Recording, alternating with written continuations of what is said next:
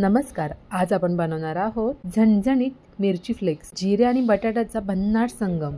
चला तर मग बनवूया चटपटीत बटाटा पापड।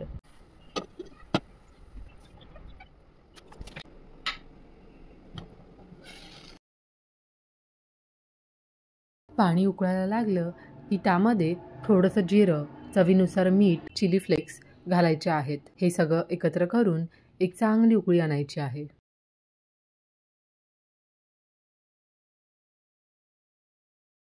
एका साईडला साबुदाणा मिक्सरमध्ये थोडं जाडसर वाटून घ्यायचं आहे। पूर्ण पावडरही करायची नाही, थोडंसं जाडसर राहिला पाहिजे। पाण्याला उकळी आली की त्यात आधी वाटलेला साबुदाणा टाकायचा आहे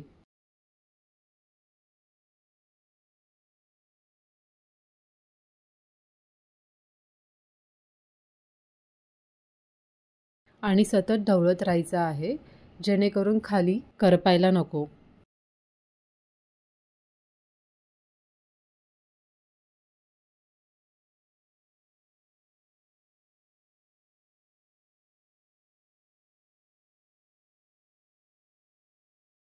आणि बटाटे चांगले उकडून मॅश करून घ्यायचे आहेत।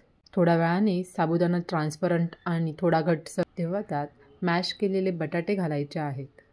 बटाटे नीट मॅश केलेले असावेत, म्हणजे थोडे मोठे तुकडे राहू नयेत। हे बॅटर व्यवस्थित मिक्स करून एकदा मीठ चेक करून घ्यायचं आहे।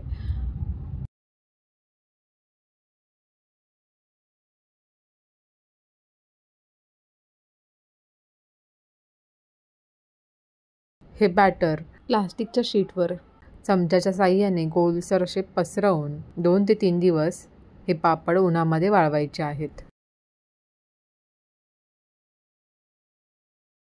2 ते 3 दिवसानंतर कोरडे आणि कडक झाले की एका घट्ट झाकणाच्या डब्यामध्ये भरून ठेवायचे आहेत।